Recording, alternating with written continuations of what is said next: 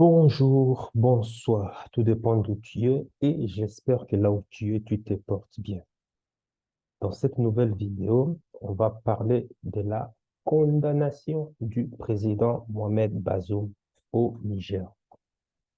Les militaires au pouvoir ont manifesté en tout cas l'intention de poursuivre le président Mohamed Bazoum pour haute trahison. Waouh! Là, ça devient très, très, très, très chaud. Et ce n'est pas moi qui l'ai dit, comme tu vas le voir ici. Je vais partager avec toi l'écran. Donc, d'après Jeune Afrique, au Niger, en tout cas, les militaires qui ont pris le pouvoir dans le pays avaient annoncé dimanche son intention, en tout cas, de poursuivre le président Mohamed Bazoum pour haute trahison et atteinte à la sécurité de l'État. Pour de nombreux Nigériens, ce procès est légitime. C'est exactement ce qu'il faut, car ce monsieur a trahi le peuple nigérien, a déclaré Hassan Zakité, un habitant de Niamey. S'il est reconnu coupable, Bazoum pourrait être condamné à la peine de mort. Ali Idrissa, militant des droits de l'homme, craint que le Conseil national pour la sauvegarde de la patrie ne garantisse pas une justice impartiale à l'égard de Mohamed Bazoum. Selon lui, le groupe militaire du CNSP devra disposer de toutes les preuves nécessaires avant de le livrer, avant de le livrer à la justice. Détenu dans ses appartements présidentiels depuis le coup d'État du 26 juillet, Mohamed Bazoum évoque des conditions de détention inhumaines et cruciales. Mais les militaires affirment qu'ils n'ont jamais, que les militaires n'ont jamais investi sa résidence principale et qu'ils disposent encore de tous ces moyens de communication qui dispose encore de tous ces moyens de communication. Ça, comment est-ce qu'une personne qui est détenue, on le laisse communiquer librement? Euh, je t'ai toujours dit qu'il faudrait toujours faire très attention de prendre avec minutie toutes les déclarations de la presse. Comme je te l'ai toujours dit, dans tout ce qui est dit par la presse ou par les diplomates, il faut toujours il faut toujours analyser les non-dits. Parce que, n'oublie pas, la guerre commence d'abord par l'information. Il faut désinformer, mal informer ou informer de telle sorte qu'à pouvoir dérouter l'ennemi et qu'il se fasse avoir. Et le pire, c'est surtout on désinforme, on malforme, on informe quoi? La population pour que la population prenne parti afin de pouvoir justifier certaines exactions. Ça, il faudra toujours prêter cela à l'oreille. Entre les discours, tout discours d'un diplomate, d'un politicien, analyse toujours ce qui n'est pas dit parce que c'est là que se trouve la vérité. Tout ce que tu vois en apparence, ce ne sont que des façades. Façades, façades et mensonges. Maintenant, ce qui nous intéresse ici, nous, on va essayer de voir à notre niveau, ben, OK, qu'est-ce qu'on reproche au président Bazoum? Ça, maintenant, c'est ce qui n'est pas dit, ou bien ce qui est sous, plus ou moins ce qui a été ouvert et que qu'ils ne veulent pas que la masse connaisse. C'est déjà connu de toute façon. Mais c'est pourquoi on le poursuit, c'est que, un, ben, il a trahi en tant que chef suprême des armées, il a trahi son serment. Il a trahi les forces armées du Niger. Comment cela est possible? Lorsque les terroristes sont attrapés, arrêtés, au prix du sacrifice ultime, lui, le président du Niger, déchu, il est libéré en catimini. il libérait ces terroristes lourdement armés lourdement armés. Quand je dis lourdement armés, c'est-à-dire des armes qui proviennent de l'OTAN. Ah ben voilà, de l'OTAN. Voilà, exactement. Donc, il est libéré dans la nature pour qu'ils aillent se réorganiser pour attaquer de nouveau non seulement la population civile du Niger, mais aussi la population civile frontalière au Mali, au Burkina Faso. Mais non pas seulement la population civile, mais aussi les forces armées du Niger. Et sans compter aussi les forces armées du Mali et du Burkina Faso. Donc, la première accusation, en tout cas, c'est d'avoir trahi les forces armées en tant que chef d'État suprême des forces armées. Donc, il a trahi une première fois sur le plateau des chaînes télévisées occidentales en disant que les terroristes sont mieux aguerris, mieux formés, mieux équipés que nos forces armées militaires. Toi, chef d'armée suprême, tu dis que les terroristes sont mieux aguerris que nous. Je ne comprends pas. C'est comme un mari qui a sa femme et qui fait, enfin, c'est comme un mari hein, marié et qui fait des éloges à son voisin parce que son voisin aurait euh, un gros baobab. Tu comprends ce que je veux dire? Tout le temps, il fait des éloges parce que, et ça, c'est une histoire bien vécue, hein, c'est une histoire vécue. Il faisait des éloges parce que, ah, son voisin, parce qu'il adorait son baobab, enfin, le concombre. À chaque fois qu'on partait à la salle, ben c'est vrai aussi que cet ami-là aussi, Dieu l'avait vraiment béni à travers le troisième pied. C'était vraiment, c'était un phénomène surnaturel. Non seulement il faisait enfin, c'est-à-dire euh, il forçait le respect des hommes, mais et il faisait aussi le fantasme de beaucoup de femmes. Et qu'est-ce qui s'est passé? Le mari en question. Au lieu de se taire entre nous, bon, parce qu'on a l'habitude de parler de ce genre des sujets, il s'en va aussi raconter ces mêmes éloges à sa femme, partager cela avec sa femme. Tu t'en doutes très bien. Quelques semaines plus tard, la femme s'inscrit aussi à la salle de sport. Et comme par ironie ou bien par manipulation ou bien par préparation, la femme a fini par croiser l'homme en question. Et tu t'en doutes très bien, elle était aussi curieuse de voir le troisième P, dont le mari nécessite tout le temps de lui rabâcher à longueur des nuits, des journées et autres, ce qui a engendré le fantasme auprès de la femme. Mais l'ami en question ne savait pas que, en fait, l'ami savait, ok, ben, euh, c'était son pas. Ils étaient, quand je dis voisins, ce n'est pas voisins proches, hein, je dirais vraiment voisins qui habitent dans la même rue. Je t'épargne les détails. Ce qui en est suivi, c'est que ben, la femme est passée au fourneau. La femme est passée au fourneau pour pouvoir confirmer ce que vraiment son mari disait. Ironie du sort, l'affaire a fait très vite le bruit du village. Disons que c'était une petite ville, c'était un petit village.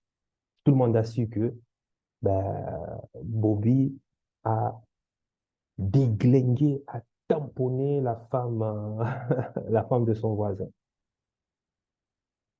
Bobby, qui devient furieux, va demander des explications à sa femme qui lui dit, mais c'est toi qui m'as incité, c'est ta faute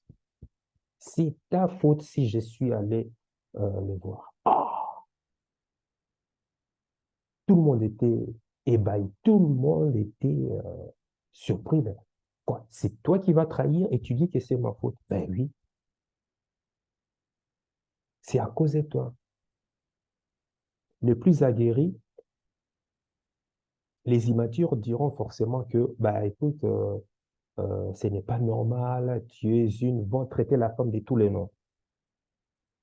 Mais pour les personnes matures, enfin, si tu as l'habitude de suivre cette chaîne et surtout la thématique, la playlist qui est réservée aux dynamiques sociales, tu vas savoir que dans ce genre de situations, c'est le chef de famille, l'homme qui a été l'initiateur, qui a fait en sorte que la femme puisse aller voir à l'extérieur. La femme, par sa faiblesse émotionnelle, s'est laissée stimuler par les poésies, par les arguments, par les commentaires que le mari ne cessait sans cesse de lui rabâcher à longueur de journée. Qu'est-ce qu'a fait la femme? Comme des natures émotionnelles, elle s'est prise au jeu. Elle s'est prise au jeu. Et tu t'en doutes très bien que l'ami en question, qui était gâté par la nature, bien membré et autres, faible qu'il était aussi de son côté, eh ben, a laissé ses pulsions naturelles guider ses choix. Et jusqu'à aujourd'hui, il ne se parle même plus. Et à cause de ça, il a quitté la ville. C'est une petite ville. Donc, en l'occurrence, il a perdu ses anciennes connaissances et ses anciens amis.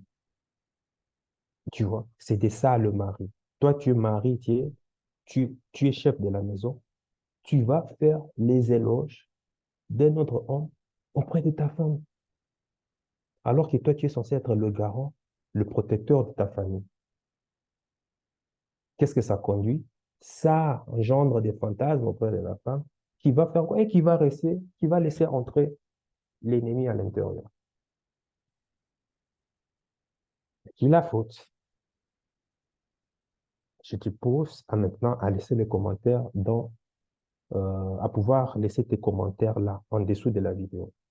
Donc, c'est une haute trahison de la part du chef suprême des armées. C'est ce à quoi on reproche Bazoum. Toi, tu es le chef suprême, mais tu es en train d'aller faire les éloges des ennemis qui sont à l'extérieur et qui viennent tuer ta population, soi-disant. Deuxième trahison, ce sont les ressources naturelles du Niger qui y ont été délapidées par le président Bazoum, sa famille, le clan politique présidentiel, le clan politique présidentiel, en l'occurrence, je parle aussi de l'ex-chef de l'État du Niger, Mahaman Issoufou. Sur la chaîne RT Sahel, il dénonçait que les enfants de ceux qui sont au pouvoir bénéficient, bénéficient des pots de vin lorsqu'ils occupaient des fonctions stratégiques dans des entreprises nationales et autres. Les jeunes de moins de 20 ans, à peine qu'ils commencent à travailler, un mois après, ils roulent déjà dans des 4x4, dans des voitures de luxe, achètent des villas, euh, des villas de luxe, des immeubles dans des quartiers nantis, comme au Plateau, à Yantala, au quartier Terminus, vers la cité francophonie, bref, et autres. Maintenant, la question était de savoir d'où venait cet argent. D'où est-ce qu'ils détiennent cet argent? Gros point d'interrogation. Des jeunes, 20 ans, à peine vous travaillez un mois à peine, on vous voit déjà faire pousser des immeubles à longueur de journée. Mais comment cela est possible?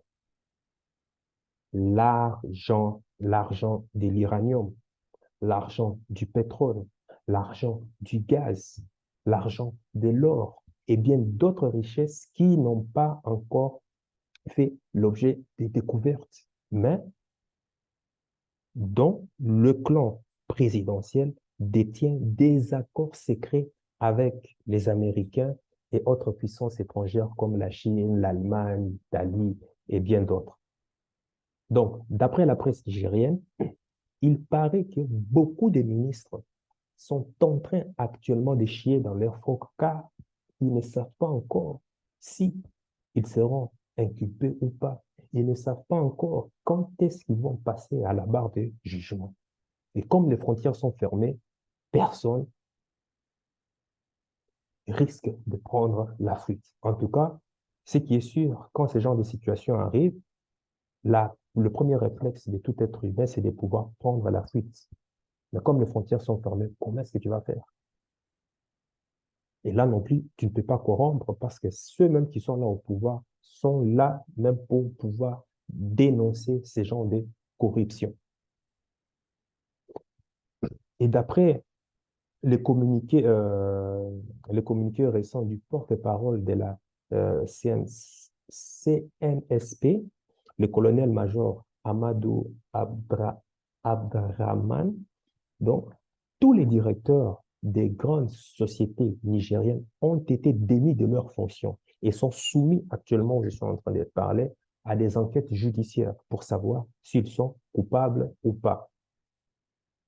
Au Niger, il y a tellement, je te dis bien, il y a tellement une souffrance, il y a tellement la galère, la dèche, qu'il y a même des gens qui n'ont même pas de l'eau potable. Comment est-ce que un pays qui a autant de richesses minières et riche voit sa population mourir de faim et de soif? Et je parle aussi de la base de ce qu'un être humain a besoin pour pouvoir vivre même pas confortable, c'est-à-dire vivre bien. Ça veut dire quoi? Manger, boire, se loger, c'est tout. D'autres n'en ont pas. Même l'électricité, ils n'en ont pas. Mais par contre, tu verras que le Niger fait partie de l'avant-dernier pays le plus pauvre du monde, d'après le classement de la Banque mondiale. L'autre paradoxe est que l'Union européenne,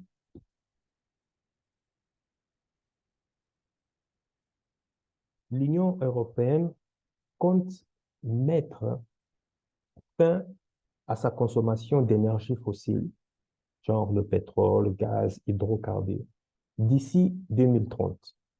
Maintenant, l'Union européenne ne veut que consommer de l'énergie verte, de l'énergie renouvelable, de l'énergie respectueuse de l'environnement.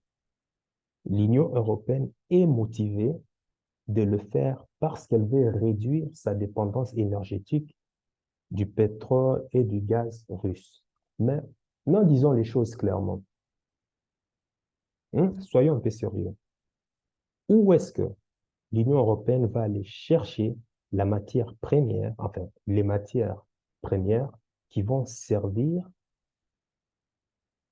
à produire cette énergie verte qui va faire rouler les voitures en Occident, qui va faire euh, fonctionner les maisons et qui va faire tourner, fonctionner leurs industries. C'est un peu la question.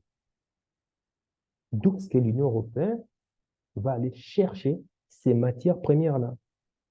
On sait tous qu'en Occident, il n'y a aucune matière première. Voilà. Mhm. Donne la réponse. Mais pose et donne la réponse en bas. Mais pose. Donc, tu comprends bien que la prochaine, en tout cas, la prochaine néo-esclavagisation de l'Afrique est en train de se planifier. En tout cas, a déjà été planifiée.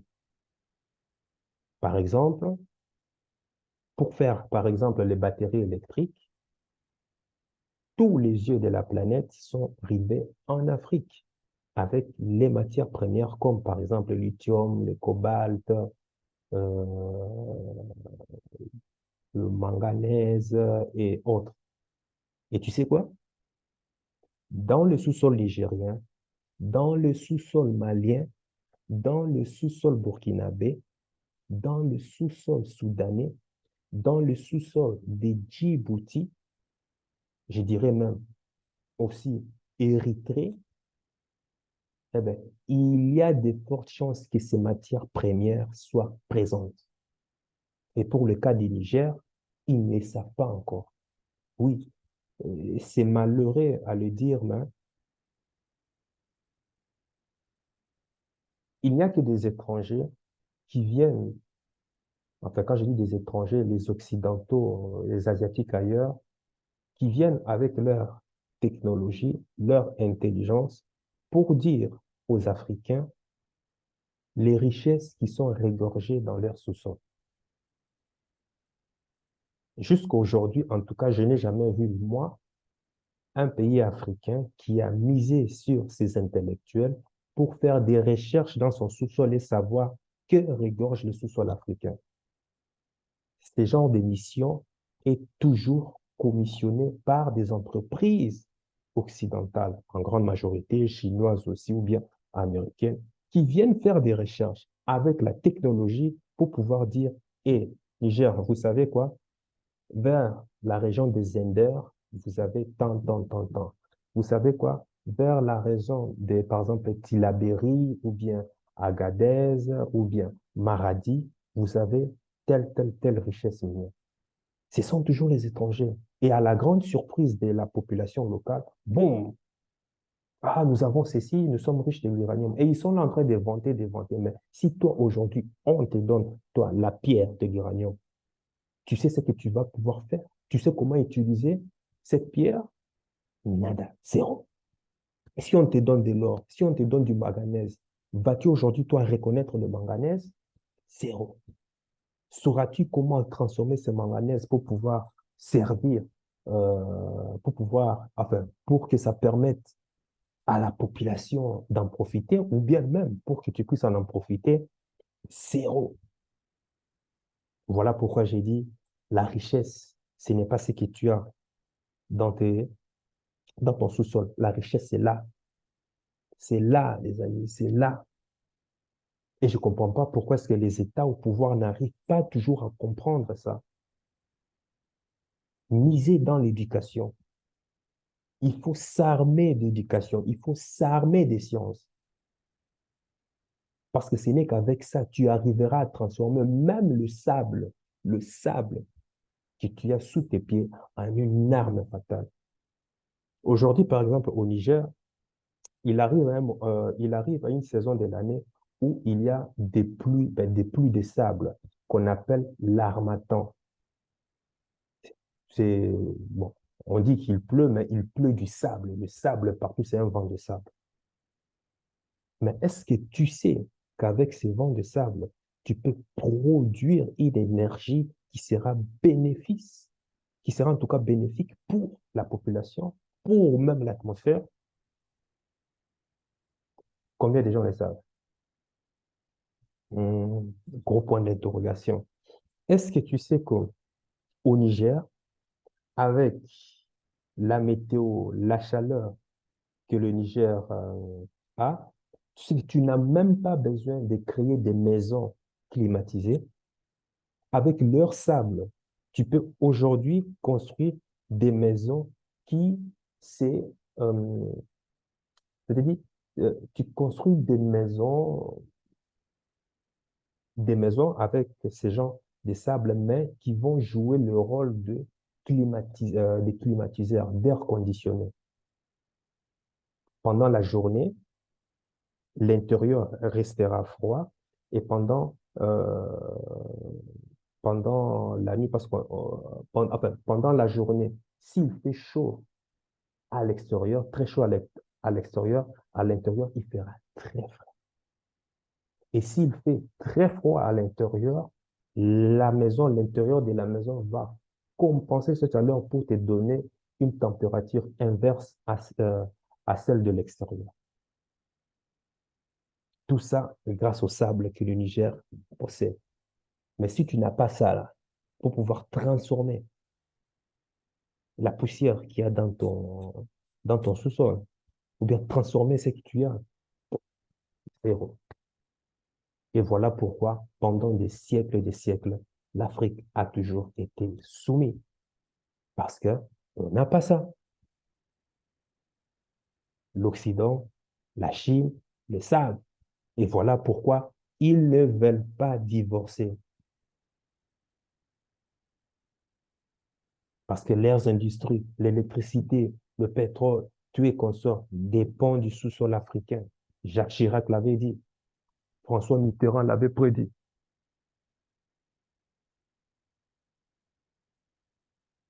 Actuellement, quand je parle des énergies renouvelables, les yeux sont tournés vers la RDC, qui regorge à elle toute seule 80% de ces matières premières pour produire cette énergie verte dont l'Union européenne a besoin pour faire tourner ses usines. Et le compte à rebours a déjà commencé. Ils ont annoncé ça cette année. Je crois d'ici 2030 ou 2025. Maintenant, la question maintenant est de savoir à quel prix la population va subir. Quel est le prix que la population doit subir pour l'exploitation de ces matières premières? On sait déjà comment est-ce que la corruption, le trafic illicite, le viol, le vol, le meurtre, les guerres gangrènent énormément ces pays depuis l'esclavage, depuis la colonisation jusqu'à aujourd'hui. Quand verrons-nous un Assimi Goïta au Congo, par exemple? Quand verrons-nous un Ibrahim Traoré au Congo? Quand verrons-nous un Kadhafi au Congo? Il faut savoir que le Congo, comme la plupart des pays africains, sont dirigés par le pacte diabolique de 1884, 1884-1885. Hmm? La sinistre conférence de Berlin. Tu sais pas? La conférence de Berlin qui marqua l'organisation et la collaboration européenne pour le partage et la division de l'Afrique, aussi connue comme la conférence euh, de l'Afrique de l'Ouest. Donc, à l'initiative de cette conférence, il y avait le chancelier Otto von Bismarck. C'était lui l'initiateur. Qui était autour de ce partage du gâteau qui était l'Afrique? Il y avait l'Allemagne, il y avait la Autriche-Hongrie, il y avait la Belgique, il y avait le Danemark, il y avait l'Empire ottoman qui est aujourd'hui la Turquie, il y avait l'Espagne, il y avait la France, il y avait le Royaume-Uni, il y avait l'Italie, le Pays-Bas, le Portugal, la Russie, la Suède, la Norvège, parce qu'ils étaient un seul pays, ainsi que les États-Unis y ont participé. Et il faut savoir que avant la conférence de Berlin, une conférence antérieure avait déjà été amorcée pour objectif principal de la partition du seul Congo. C'est-à-dire, avant même la conférence de Berlin pour toute l'Afrique, donc tous ces pays-là que je viens de citer, s'étaient déjà réunis avant ça pour pouvoir décider du partage du Congo. La conférence de Berlin a abouti principalement à édicter les règles officielles de la colonisation qui s'en suivit plus tard. Et puis, pendant les indépendances, la suite, c'était la, la colonisation économique. Donc, on sait aujourd'hui. Maintenant, du bon, les Africains, en général, sont trop émotionnels. Ils vont tout le temps condamner la France, la France, la France, la France, la France, la France, la France. Mais vous oubliez que tous ces autres pays-là, l'Allemagne, même la Russie y était, hein, en tant que participant. Donc, il ne faut pas se voiler la face. En tout cas, il faut éviter de se voiler la face et de pouvoir juger les choses de manière trop émotionnelle et de se laisser toujours envoyer, dicter par ce que les médias veulent que tu saches. Il faut faire très attention. L'Union européenne vit dans le luxe, dans ses belles voitures électriques, mais va voir les conditions dans lesquelles vivent les populations locales ou les riverains près des mines au Congo, exploités par les multinationales et les corrompus locaux. Ah oui, ce n'est pas simplement les autres, hein. Si les autres arrivent à rentrer, si les autres arrivent à rentrer au Niger pour pouvoir exploiter les richesses minières du Niger, c'est parce qu'il y a des corrompus locaux. Et d'ailleurs, même c'est pour cela même que Bazoum, le président Bazoum a été déchu.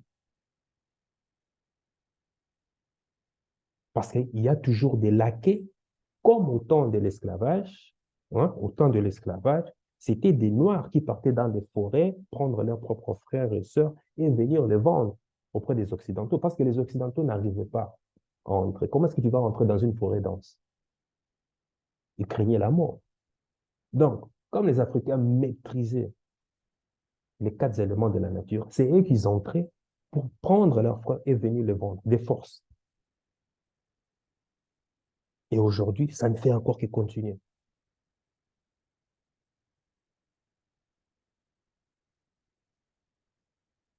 C'est pour ça, les amis, cette chaîne, avant tout, c'est une chaîne business. Si je te parle de ça, c'est pour que tu comprennes vraiment l'intérêt de l'argent. L'argent qui va te permettre, bon, c'est pas l'argent, c'est-à-dire c'est l'intérêt du business. Le business, son intérêt, c'est quoi? C'est de pouvoir voir quelle, quelle problématique la société est en train de vivre. À travers cette problématique, tu crées des business, tu crées des entreprises. C'est-à-dire, quand je dis créer des entreprises, c'est quoi? Mettre sur le marché un produit ou un service qui va permettre de pouvoir résoudre la problématique de la population. Et c'est comme ça que tu es rémunéré, parce que tu apportes de la valeur. Et tu es rémunéré avec de l'argent. Et cet argent-là que tu auras, qu'est-ce que tu vas faire avec cet argent? Si tu veux avoir une plus grande, avoir un plus grand impact auprès de la population, auprès du pays, et comme tu sais qu'il y a des corrompus parmi les politiciens, qu'est-ce que tu fais? Parce que tu as l'argent, tu prends cet argent, tu achètes les politiciens. Parce que c'est ce que les multinationales font. Les entreprises multinationales, c'est ce qu'ils font. Tu achètes les politiciens. Et ceux que tu n'arriveras pas à acheter, il n'y a pas de problème, tu vas les louer. Il faut les louer. Et ceux qui ne veulent pas se faire louer tout et consort, il n'y a pas de problème. Il faut les asphyxier. C'est tout. Parce qu'en achetant ou bien en louant les politiciens, ça veut dire quoi? Tu vas exercer, en Occident, c'est ce qu'on appelle du lobbying. En Afrique, on appelle ça corruption. Tu vas exercer une influence pour qu'ils votent des lois en faveur de tes intérêts. Le problème n'est pas corruption ou lobbying, ce n'est pas ça le problème. Le problème est que derrière la personne qui vient influencer, quelles sont ses réelles intentions? Si tes intentions sont positives, si c'est tes intentions, tu veux avoir, tu veux que la population vive bien, tu veux voir ta population s'élever, tu veux voir ta population s'enrichir, tant mieux. Même s'il y a des politiciens corrompus, parce qu'il y en aura toujours, il n'y a pas de problème. Avec ton argent, tu vas les influencer parce qu'eux, ils ont besoin de ça. Tu vas les influencer pour qu'ils votent quoi? Des lois en faveur de tes intérêts. Et grâce à cet argent, ils vont mettre pression. Comment on fait pour faire voter les lois? Il faut contrôler les tribunaux, il faut contrôler la justice, il faut contrôler l'armée, au cas où il y aurait d'autres personnes qui s'opposent à tes intérêts, à ton influence. Donc, tu comprends comment l'argent va aider. Et ce n'est pas tout. Et pour que ton influence soit propagée dans tous les pays, ben, tu achètes les médias. Les médias vont aider à pouvoir endoctriner la population en faveur de tes idées. Il n'y a pas de mal ou de bien. Tout part de l'intention que toi tu as. Voilà pourquoi j'exhorte vraiment toute personne à pouvoir travailler. La base, c'est le business, c'est l'argent. L'argent apporte d'abord de la valeur dans la société. Et à partir du moment où tu pèses lourd dans le grain, c'est là que tu vas commencer. Bam, politique. Bam, tu achètes la justice, les militaires, tu les contrôles. Et puis maintenant, pour endoctriner tout le pays entier ou bien tout un continent, tu achètes les médias. On va voir, tous ces médias que tu connais, tous ces médias d'influence, sont tous dirigés par qui? Qui contrôle ces médias? Pourtant, aucun milliardaire ne gagne l'argent avec des sociétés médiatiques d'audiovisuel. Mais pourquoi est-ce que tous s'empressent à pouvoir détenir les médias dans leur poche? L'influence. Les médias éduquent. Aujourd'hui, ils ont fait passer le président de la Russie, Poutine, comme un diable, non? À ton avis, pourquoi? Aujourd'hui, tout le monde s'offusque, tout le monde met son drapeau. Moi, je suis pour l'Ukraine. Moi, je suis pour l'Ukraine. Et si tu étais vraiment pour l'Ukraine, va, tu- va dans le champ de bataille parce qu'ils ont besoin énormément de gens là-bas. Pourquoi? Parce que les médias ont fait le travail de pouvoir diaboliser Poutine, de pouvoir t'inculquer dans la tête que Poutine, c'est le diable et les gentils, c'est l'Occident, c'est les États-Unis. Tu comprends? Parce qu'à cause des médias aujourd'hui, on t'a nettoyé le cerveau pour te faire comprendre que Kadhafi, c'était le diable et qu'il maltraitait sa population, n'est-ce pas? Alors que c'était faux. Grâce aux médias aujourd'hui, les États-Unis sont partis envahir l'Irak. Plus de 10 millions de morts. On nous a tous fait croire qu'ils avaient des armes de destruction massive, n'est-ce pas? Ah, pourquoi? Parce que c'est les médias. Ils t'ont nettoyé la tête. Et il s'est avéré que c'était faux. C'était faux. Ils l'ont eux-mêmes avoué. J'ai même sorti une vidéo comme ça où George Bush même s'en mêlait même les pinceaux. À cause de l'influence des médias, de l'endoctrinement, ils sont partis envahir à l'Afghanistan. Plus de 20 millions de morts aujourd'hui. Pourtant, ils ont fait passer les Afghanistans, terroristes, oh, ces genres de trucs. Papa, ils ont même créé Ben Laden. On t'a dit que Ben Laden, c'est l'homme à tuer et tuer consort. Et le gentil, c'était les États-Unis, n'est-ce pas? Alors que tout ça n'était que faux, archi faux.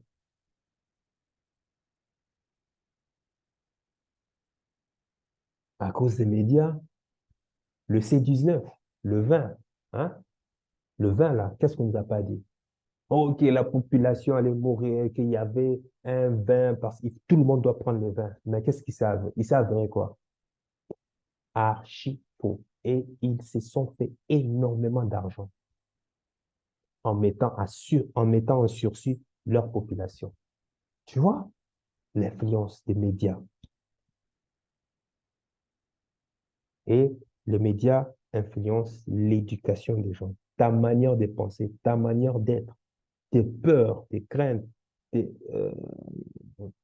euh, tes, tes angoisses, ta manière d'être heureux. C'est grâce aux médias et puis l'éducation. Pourquoi? Aux États-Unis, on sait tous que le système aux États-Unis a été transformé par le Rockefeller.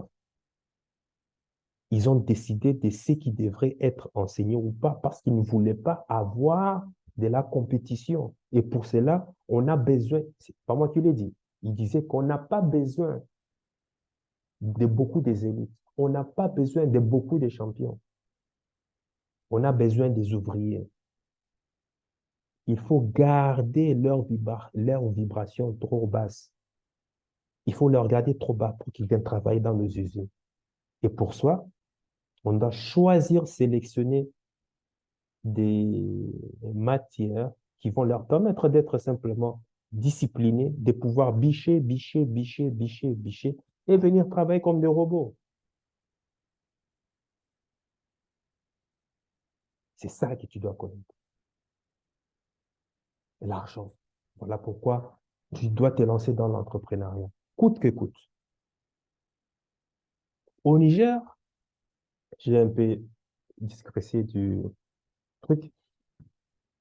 Tu sais que au Niger, le Niger bénéficie seulement de 3% de l'exploitation de leur uranium. Quant au pétrole, 0%. Est-ce que tu sais qu'au Niger, il y a du pétrole et pourtant, personne n'en parle?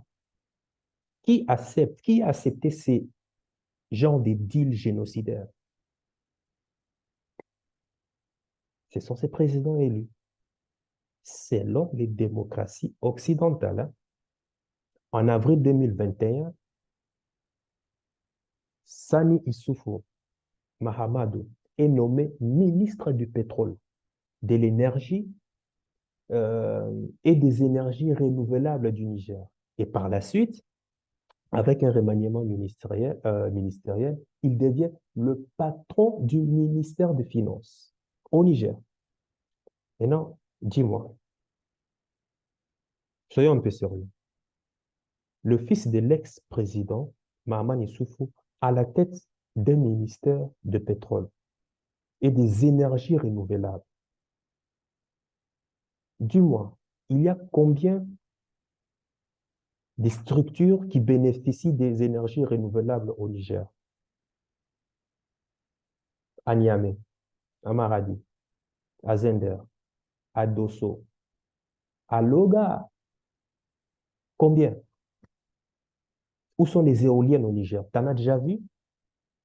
Où sont les panneaux solaires?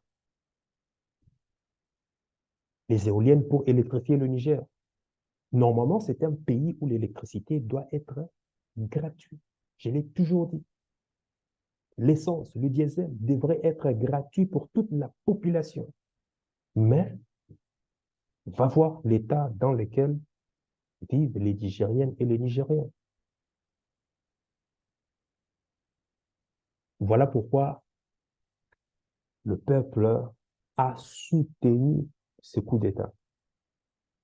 Et il ne s'agit pas de soutenir un coup d'État. Même moi, je n'encourage pas le coup d'État. Hein?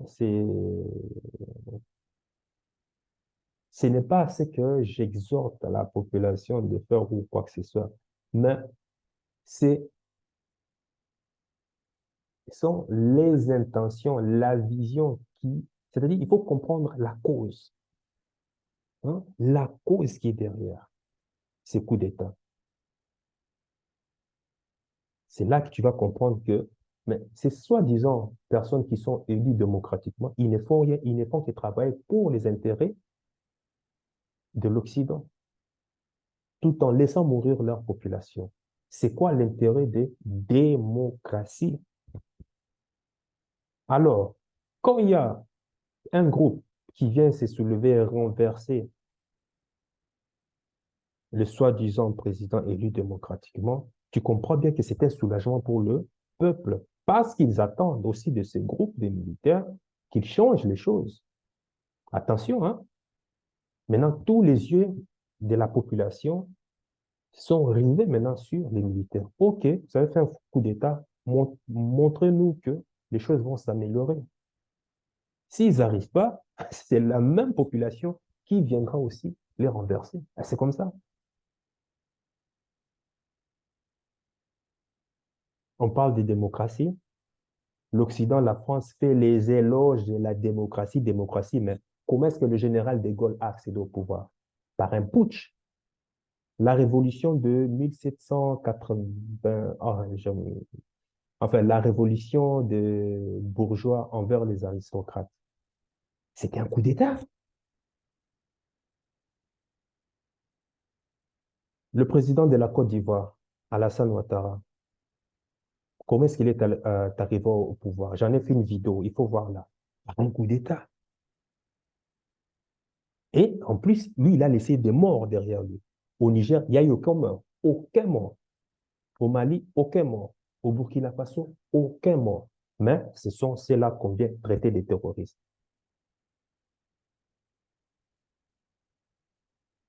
Tu verras au Sénégal, des morts, soi-disant une personne qui a voulu briguer un troisième mandat. On en trouve des cas énormément partout. Jusqu'au Nigeria, un président qui est élu, déjà vendeur de drogue, trafiquant de drogue, et qui a même, et c'est ça même, bon, peut-être si c'est un sujet qui t'intéresse, que le Nigeria a accédé au pouvoir avec de la fraude. C'est pas coup d'État, mais qu'est-ce qu'on veut reprocher au Niger? Les États-Unis, combien de coups d'État il y a eu? Combien de fraudes électorales il y a eu? Au Tchad, ce même président Bazoum est parti soutenir un coup d'État, est parti valider le fils qui est arrivé au pouvoir, qui a assassiné son père, Idriss Déby. La France a validé cela. Pourquoi? Parce que ça joue dans ses intérêts. Mais quand tu fais la même chose pour pouvoir travailler pour les intérêts du peuple, tes intérêts à toi et ceux du peuple, là, on te dit niet, zéro. Alors, c'est quoi ces deux poids, deux mesures? Moi, la solution pour moi, c'est simple, hein. Il faut que le Mali, le Burkina Faso, la Guinée, Guinée-Conakry ou le Niger sortent du franc CFA. Ils doivent s'unir entre eux et créer, penser déjà à créer une monnaie unique dont l'économie sera basée à court terme sur les matières premières qui doivent être transformées sur place. C'est l'économie des rentes. Exemple, un peu pareil comme l'économie de la Russie, comme le Qatar, comme l'Arabie Saoudite. Comme l'Arabie Saoudite. Ils doivent s'appuyer sur ça. Ils doivent se baser sur leur richesse à court terme pour faire tourner l'économie. Mais après ça, il faudra vite switcher, hein, pour pouvoir créer une économie de valeur, une économie intellectuelle, un peu comme ce que Taïwan est en train de vivre là actuellement. Taïwan, ils n'ont pas des composants électroniques dans leur sous-sol minier, mais c'est le premier pays exportateur des composants électroniques dans le monde. Comment ça s'est fait? Ils viennent en Afrique prendre la matière première et ils amènent ça chez eux pour transformer et pouvoir vendre dans le monde. Tu comprends la crise en Taïwan. Voilà pourquoi la Chine et la Russie, la Chine et, la Chine et les États-Unis sont en train de se battre. Il y a une grande tension là. Parce que la Chine ne veut pas laisser que Taïwan puisse appartenir aux Américains. Ça pousserait l'Amérique à pouvoir placer aussi ses bases, ses missiles juste à la porte de la Chine. Mais bon, ça, c'est une autre histoire. Donc, il faut sortir du franc CFA. Sortir du franc CFA, ça veut vouloir dire aussi que ces pays maintenant devront demander leur stock d'or qui est détenu au trésor français. Mais est-ce que la France a encore les moyens de pouvoir restituer cet or? Une France qui est criblée de dettes comme pas possible, inimaginable. Et maintenant, tu comprends maintenant pourquoi est-ce que la France ne veut pas divorcer du Sahel. Elle veut rester coûte que coûte, parce que sinon, elle va devoir rendre des comptes. Et ça, elle ne veut pas. Elle veut rester là où elle a l'habitude de voler. Donc, il est bon de comprendre une chose, hein. Il faut être honnête. Il faut être honnête. Et il ne faut pas se voiler la face. Et ça, je m'adresse maintenant au peuple nigérien. Tu sais, au peuple nigérien et autres. Il est important d'avoir une idée claire de ce qu'on fait et une vision long terme de ce qu'on veut.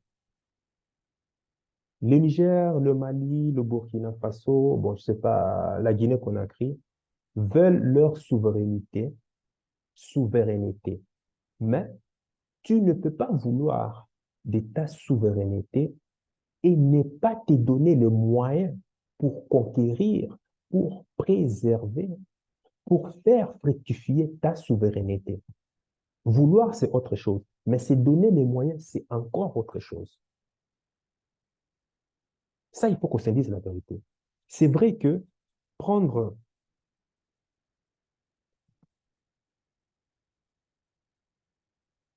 prendre le pouvoir par les armes, faire un coup d'État, c'est dégradant et c'est ridicule. Mais c'est pourquoi, au lieu que, par exemple, que les médias français posent les bonnes questions, eux ne font qu'attiser la flamme de la douleur. Je t'ai parlé d'endoctrinement. Quelle est la motivation d'un soldat de quitter les casernes et puis de venir s'asseoir dans un palais présidentiel? Bon, hein, de venir s'asseoir dans un palais présidentiel au péril de sa vie. Quelle est la motivation des militaires de quitter le champ de bataille et puis venir s'asseoir dans un bureau climatisé d'un palais présidentiel? Pourquoi est-ce qu'il est fait? Quel est l'objectif derrière? Qu'est-ce qui n'a pas marché? Hein? Si, si on ne se pose pas ce genre de questions, on passe à côté de la plaque et on se mettra toujours à suivre les narratifs des médias de grands chaînes. Et la conséquence, je te l'ai déjà dit, ça sera l'endoctrinement. Si tu as toutes ces questions, ben dis-le-moi dans les commentaires. Partage-le-moi dans les commentaires. Là, maintenant, là. Fais pause, partage-le-moi dans les commentaires. L'autre trahison pour laquelle Mohamed Bazoum a été, euh, a été enfin, risque d'être condamné, comme je te l'ai montré ici, c'est qu'ils accusent Bazoum, pendant sa détention, une détention libre hein, dans son palais, d'avoir été en contact avec l'Occident pour leur demander d'attaquer le Niger afin de le libérer. Toi qui es président élu démocratiquement, hein, hein, pouvoir du peuple, par le peuple et pour le peuple, c'est bizarre que tu ailles demander aux États-Unis, à la France, de venir entrer de force pour pouvoir te libérer. Mais si tu es élu par le peuple, pourquoi tu ne demanderais pas d'abord au peuple de venir te libérer? Tiens, tiens, tiens. Hmm. Bizarre, n'est-ce pas? Tu es élu démocratiquement, tu passes tout ton temps à tweeter, à demander à la France, aux États-Unis de venir te libérer. Mais quel est le sens de démocratie? Hmm? Quel est le sens de démocratie? Et puis, l'autre question que je me pose aussi, parce que je trouve quand même ça bizarre, moi, que les militaires aient détenu le président dans son palais présidentiel. Il faut savoir que le palais présidentiel se trouve dans un camp militaire. Donc, c'est vraiment très, très bien miné, là. Hein. C'est pas comme les autres palais présidentiels des autres pays. Non, là, au Niger, c'est vraiment dans un camp militaire de la garde républicaine. Donc, ce n'est pas n'importe qui. Hein. Comment est-ce qu'on l'a laissé libre de pouvoir contacter le monde extérieur? Ça, c'est ce que je ne comprends pas. Tu vois, il y a des non-dits là. Et ce qui est bizarre, c'est que depuis le 27 juillet, on disait qu'il était déjà en contact avec l'extérieur. Hein? On a vu certains diplomates français dire que oui, il est toujours en contact, il est détenu dans son palais et autres. Pourquoi, depuis ce temps, pourquoi est-ce qu'ils ne l'ont pas, pourquoi est-ce que les militaires ne l'ont pas appréhendé, inculpé pour haute trahison? Parce qu'il aurait même été en contact, il aurait, j'ai dit bien au conditionnel, été en contact avec l'extérieur pour leur demander de pouvoir venir les libérer des forces, n'est-ce pas? Pourquoi est-ce qu'on ne l'a pas impliqué depuis lors? Mais c'est maintenant que les militaires se sont prononcés.